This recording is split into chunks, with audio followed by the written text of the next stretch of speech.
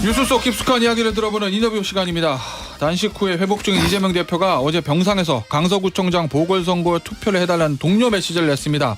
이 선거 과연 이 대표와 제1야당의 앞길에 어떤 변수가 될 것인지 이분과 짚어보도록 하죠. 더불어민주당 사선 중진 정성호 의원입니다. 안녕하세요. 네, 안녕하세요. 네. 일단 오늘 현안부터 하나 좀 짚고 넘어가죠. 네네네. 이균용 대법원장 후보자 저 인준 표결이요. 네네. 뭐 민주당에서 방향을 일단 부결로 잡은 것 같은데 네네. 당론으로 갑니까? 아니면 자율투표로 갑니까? 그거는 뭐 당론으로 가는 건 저는 뭐 그렇게 썩 좋은 선택은 아니라고 보고 있습니다. 물론 당내 지지자들은 강한 지지자들은 당론으로 부결을 정해라라고 얘기를 하는데 어쨌든 이게 무기명 비밀투표 아니겠습니까? 의원들이 뭐 헌법과 법률과 양심에 의해서 판단하면 되는 거지. 저는 뭐 굳이 그게 당론을 할 필요성이 있나라는 게 개인적인 생각이고요.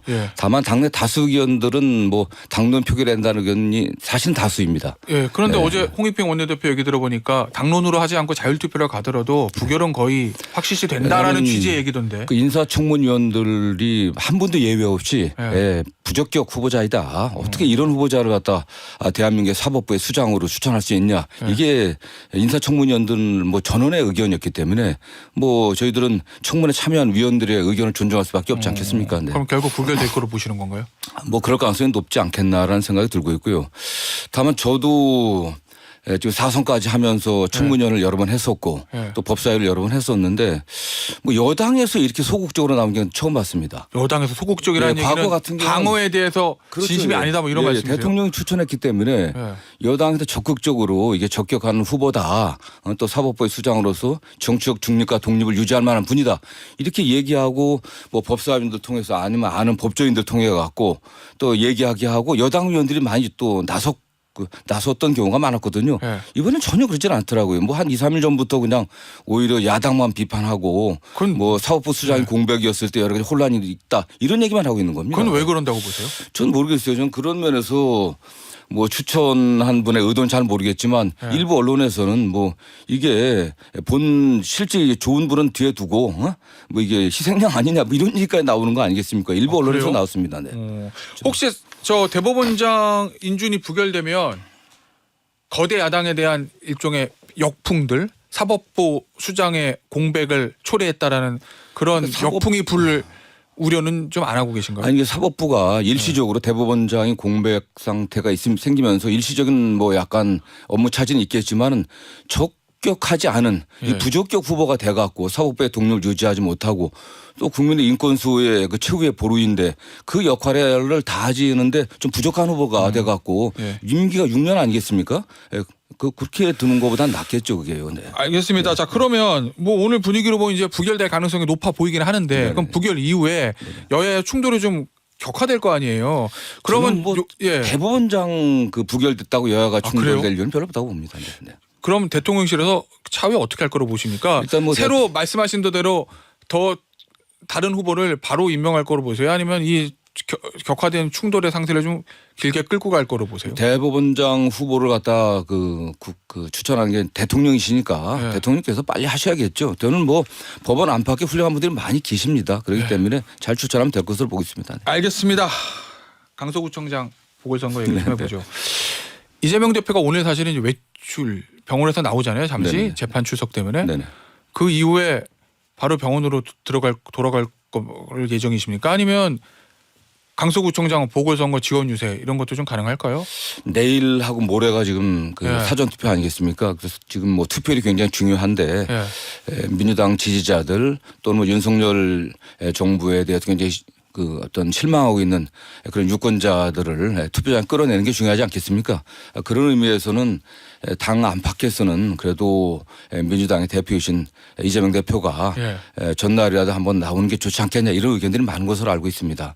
특히 오늘 이제 어차피 밖으로 나오는 상황에서. 그런데 다만 오늘 재판이 준비기일 맞추고 실질적인 첫 재판이기 때문에 좀 일찍 끝나지 않겠습니까? 좀 끝난다고 하면은 몸이 좀 허용한다고 하면은 나오는 게 좋겠다는 게 제 개인적인 의견이고요. 다만 본인의 지금 건강 상태가 썩 좋은 편은 아닙니다. 앞으로 24일이나 단식을 했기 때문에 그렇겠죠. 회복에 좀 들어가지 못했기 때문에 일단 그런 게 좀 문제될 것 같습니다. 알겠습니다. 뭐 모든 선거는 당연히 당으로서 어떤 당이든 뭐 민주당도 마찬가지고 국민의힘도 마찬가지로 당연히 이겨야 되는 선거지만 이번 선거는 사실은 보궐선거 자체의 이 크기보다 더 정치적 의미가 좀 커져버렸거든요. 판이 엄청 커졌죠. 네. 예, 판이 굉장히 커졌는데 어떻습니까? 민주당과 이재명 대표 입장에서 이 선거의 승패에 따라서 이재명 대표의 체제 이게 달라진다 뭐 이렇게 볼 수 있을까요? 그 구청장 선거 한 군데의 어떤 승패를 갖고 당 대표의 신임 여부를 갖다 따지는 것은 적절치 않다고 보고요. 예. 다만 이 판을 이렇게 키우는 거는 사실 여당입니다. 야당이 키운 게 아니에요, 사실은. 여당에서 김태우 후보가 지금 뭐 대법원 판결이 잉크도 마르기 전인 3개월 만에 사면을 받았습니다. 그리고 다시 공천을 한 거예요. 이 김태우 후보 그분 때문에 이 보궐선거가 있게 됐는데 그리고 40억 비용이나 들어간 거 아니겠습니까?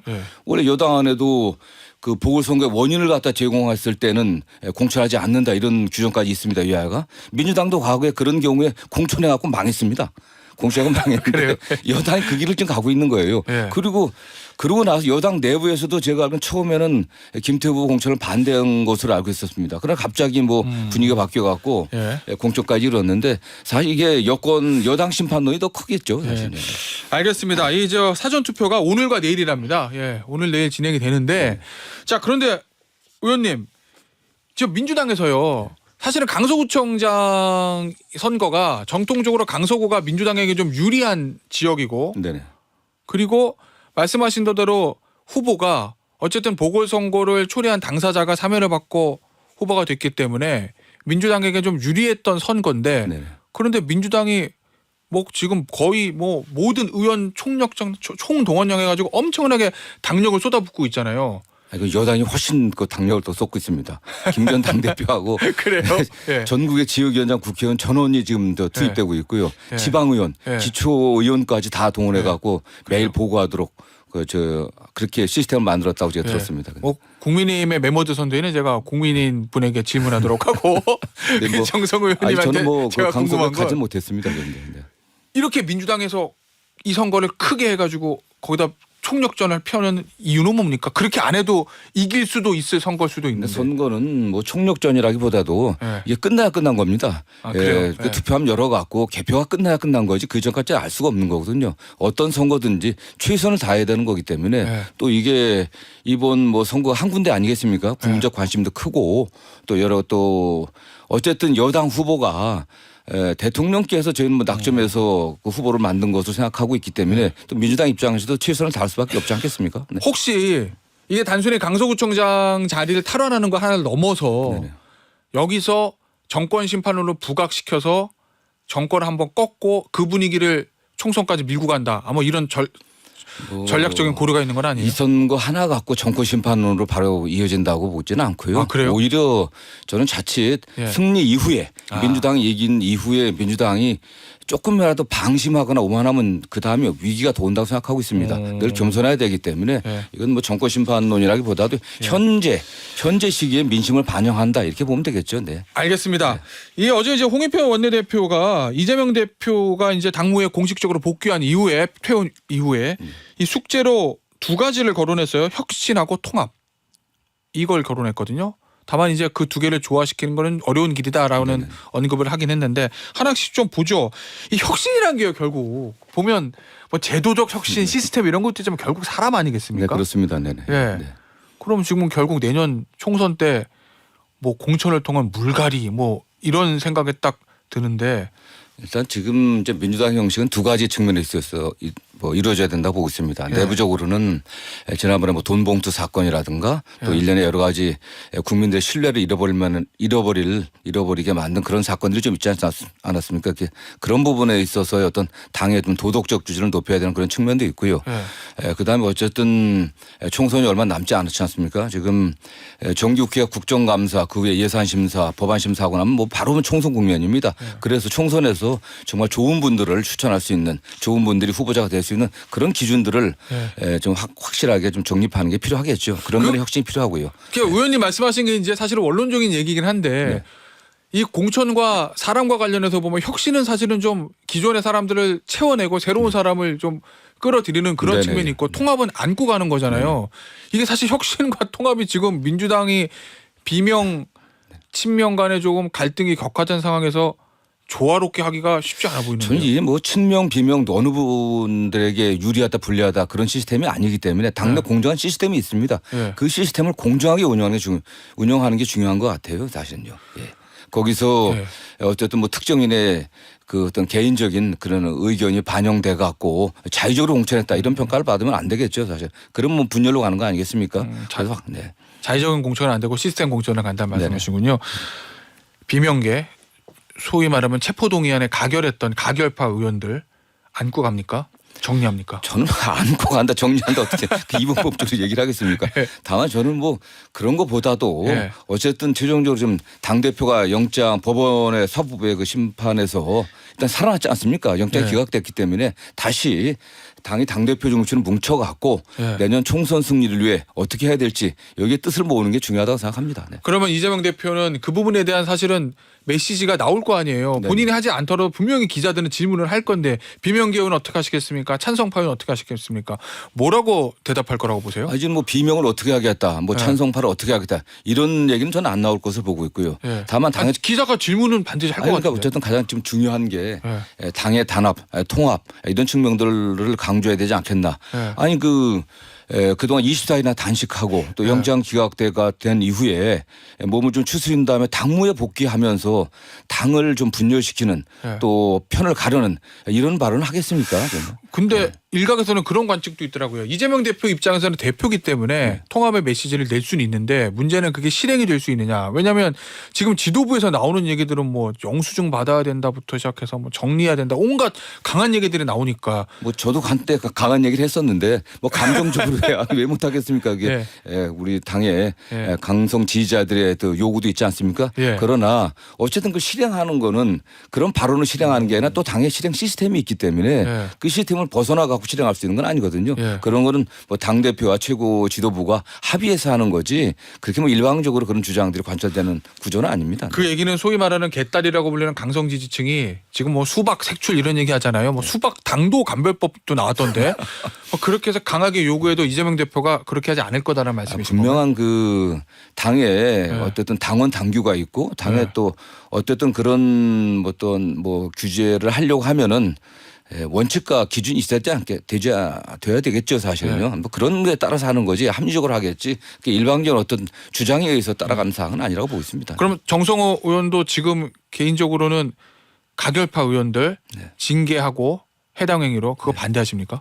저는 뭐 이게 정치적 책임은 좀 정치적 또는 도의적 책임 좀 있다고 보고 있지만 어쨌든 헌법상 국회의원 개인에게 주어진 그런 투표권을 행사한 건데 그걸 갖고서 더군다나 이렇게 무기명 비밀 투표인데 가결했냐 안 했냐를 갖다 찾아내 갖고 또 색출해서 거기에 대해서 어떤 제재를 가한다는 게 가능할지 모르겠습니다. 저는 뭐 그건 매우 뭐 다른 많은 문제를 이야기할 수 있기 때문에 지금이 앞으로가 중요한 거 아니겠습니까? 과거에 대한 단죄나 평가보다는 앞으로 당을 어떻게 통합시킬 건지 사실은 지금 뭐 계속 쉬지 않고 당대표를 사퇴해라. 어떤 분은 뭐 분당해야 된다. 어떤 분은 교육 그 주관적인 견해인데 또 뭐 사당화되고 있다. 계속 비판만 하고 있는데 이런 것들은 좀 자제해야겠죠. 그런 것들이 사실은 정당한 그 당무 집행을 방해하게 됐을 때는 거기에 대한 책임 좀 지셔야 된다고 보고 있습니다. 그럼 결국 그게 징계나 이런 거로 연결되는 거잖아요. 책임 앞으로의 문제겠죠, 사실은. 앞으로의 문제. 그리고 지금 뭐 이 표결 그 자체를 갖고서 어떤 문제를 삼는 것은 여러 가지 다른 많은 문제와 혼란을 또 이야기할 수 있습니다. 알겠습니다. 그 친명계 의원 중에서 정성호 의원처럼 말씀하시는 분도 있는데 지금 보니까 박찬대 의원 같은 경우에는 적절한 조치했어야 된다. 해당 행위다. 이렇게 얘기를 하거든요. 이재명 대표의 진의는 어디 있다고 보십니까? 저는 이게 뭐 해당 행위로 당선인 일단 공식적으로 규정했습니다. 왜냐고 하면은 이게 의원총회라든가 중앙위원회에서 사실상 당론으로 이게 결정을 했거든요. 그러나 해당 행위라고 하더라도 조금 전에 말씀드린 것처럼 과연 그런 행위가 있었는지 없었는지 그 유무를 판별하기가 쉽지 않습니다. 쉽지 않고 다만 어떤 분들은 그 후에 발언에 의해서 충분히 해당 행위로 추단할 수 있지 않냐 그렇게 추측할 수 있자고 얘기하는데 실제 그게 구체적인 문제에 들어가면 쉽지 않은 문제죠. 그렇기 때문에 거기에 대해서는 어쨌든 뭐 당의 지도부에서 여러 차례 경고를 했기 때문에 그런 정도 수준으로 저희는 받아들이고 앞으로 당을 어떻게 통합시킬 건지, 당의 단합을 어떻게 도모할 건지 이런 게 중요하고 있고요. 그런 과정에서 계속 지금까지 해온 그런 행태와 그런 발언을 계속한다고 하면 거기에 대해서는 적절한 조치가 있어야 된다고 생각합니다. 네. 자, 그러면 이재명 대표의 복귀 첫 공식 메시지는 당내 통합에 관련된 메시지여야 된다. 이렇게 네, 보시면. 통합. 그럼 물론 뭐 혁신 아니겠습니까? 당의 새로운 어떤 변화를 또 특히 도덕적 기준을 좀 높여야 되고 또 내년 새로운 인물들이 들어올 수 있는 그런 준비도 좀 해야 되지 않겠습니까? 예. 그리고 결국 정기국회 기간 아니겠습니까? 국정감사 이제 예산심사가 있기 때문에 이 과정에 어쨌든 집중을 해서 예. 민생 문제를 민주당이 책임 있게 추진한다. 거기에 뭐 그런 걸 국민들에게 보여줘야겠죠. 네. 알겠습니다. 자, 의원님. 지도부에 있었던 송갑석 최고위원 비명계로 불리고 있습니다. 사퇴를 이재명 대표가 물론 영장 기각되기 전이긴 하지만 받아들였어요. 그럼 새로 임명을 해야 되는데 지명주 최고위원이니까 어떤 형태로 갈 거로 보십니까? 공속으로 둔다, 친명으로 간다, 비명으로 간다, 중립으로 간다. 선택지가 4개 있습니다. 자꾸 앵커가 이렇게 선다형으로 물어보시니까 답변하기 곤란한데요. 예. 그 송갑석 최고는 뭐 친명 비명으로 선택된 게 추천된 게 아니고 예. 송갑석 최고위원은 민주당의 어쨌든 핵심이라고 할 수 있는 호남 출신 예. 그런 지역 안배가 사실 우선적으로 고려됐던 것으로 제가 알고 있습니다. 예. 다만 이번에는 내년 총선도 있기 때문에 우리 국가 내 어떤 소수자분들 뭐 이런 분들을 좀 이런 분들의 목소리를 좀 대변할 수 있고 또 지역 안배도 고려돼야 되고 예. 그래야 되지 않겠나는 게 좀 개인적인 생각입니다. 네. 그러면 친명 비명이 아닌 무개파 형태로 간다는 말씀이신가요? 뭐 개파라기보다 또 어떤 네. 지역적인 안배 또 국민들은 또 우리 지역을 대표할 수 있는 최고인이 필요하다 이런 의견들이 있지 않겠습니까? 네. 되게 뭐 그런 측면들 그다음에 좀 소수자들 예. 지금 특히 뭐 저는 윤석열 정권 들어서 소수자에 대한 배려와 어떤 공감이 매우 떨어지고 있다고 좀 보고 있습니다. 또 예. 그런 부분을 좀 대변할 수 있는 분이 필요하다고 생각합니다. 네. 알겠습니다. 의원님 앞서 말씀하신 그 해당 행위자를 색출하는 것 자체가 불가능하다는 그 말씀이 원론적으로는 맞는데 네네. 지금 인터넷 커뮤니티 얘기지만 지지자들 사이에서는 이거 보셨어요? 수박 당도 간별표? 저도 거기 하나 해당합니다. 저도 뭐. 네. 근데 여기 명단은 없으시는데 정성우 의원님은 0 아니에요? 당도? 아니 저 일입니다. 저. 그래요? 당도 제가 1이세요? 검사 탄핵에 제가 동의 안 했다고 예. 뭐 저기도 정성우 의원 마저도 당도 1이다. 아주 오기 전에 뭐 항의 문자도 받았습니다. 왜 그래요? 거기 탄핵에 동의하지 않았냐고 이렇게 얘기했는데 제가 답변을 좀 보내고 왔습니다. 당내 뭐라고 보내셨나요? 아니 저는 뭐 그게 그 2,000명이 넘는 3,000명 가까이 되는 뭐 검사 중에 한 사람을 갖다가 탄핵하는 건 적절치 않다. 네. 그건 되게 지침에 수사한 건데 이런 답변을 했습니다. 그래서 탄핵을 하려고 하면 네. 뭐 검사를 지휘하는 총장이나 또는 법무부 장관을 해야지 일개 검사를 해서 되겠냐 이렇게 답변했습니다. 저는. 이재명 대표하고 어떻게 보면 가장 민주당 의원들 중에서 오랜 시간을 같이 보냈던 분이 정성호 의원으로 알고 있는데 사법연수원 시절부터 예. 인연이니까 그런 정성호 의원도 수박 당도 1에 지금 해당이 됩니다. 자, 그런데 이거 괜찮으시겠어요? 물론 지지자들 사이의 행동이라고 하지만 의원들이 뭐 이렇게 수박 당도 5, 4 뭐 이렇게 분류하는 거 자체가 뭐 저도 그 명단을 봤습니다. 그렇지만 제가 아는 분들이 많이 있는데 다 아는 분들이죠. 그렇지만 또 사실과 다른 경우도 있더라고요. 제가 분명히 확인한 바에 의하면 거기 여기 해당한다고 했는데 해당하지 않는 분들 계시고 뭐 일부 강성 당원들이 그렇게 하더라도 저는 국회의원들이 그래 너무 이렇게 뭐 흔들리지 않았으면 좋겠어요. 막 수많은 목소리 중에 하나 아니겠습니까? 그러나 당연한 민주당을 강하게 지지하고 또 사랑하는 당원들의 목소리니까 우리가 관심을 가져야겠지만 꼭 거기에 좌지우지 될 필요는 없는 거 아니겠습니까? 전. 그런데 말이십시오. 현실상 뭐 이렇게 당도 5로 공천 앞두고 지지자들 사이에서 돌아다니고 뭐 문자 폭탄 받고 그러면 위축될 수밖에 없는 게 현실이잖아요. 이거 당 차원이나 당 대표 차원에서 조금 자제를 당부하는 메시지를 낼 계획은 없으신 건가요? 어느 정도 뭐 도로 지나친 어떤 그런 표현에 대해서는 뭐 좀 자제돼야 될 것이고요. 그 당 대표가 이미 여러 차례 좀 자제를 당부한다는 그런 의사 표시를 했습니다. 저는 뭐 그런 연장선상에서 또 대표가 하지 않겠나는 생각을 하고 있고, 다음 민주당을 사랑한다고 하더라도 우리가 다 함께 가야 선거에 이기지 나누고 배제하고 분열하고 편가르게 해서는 선거에 이길 수가 없습니다. 네. 알겠습니다. 오늘 인터뷰는 여기서 마무리하도록 하겠습니다. 지금까지 더불어민주당의 정성호 의원이었습니다. 감사합니다. 감사합니다.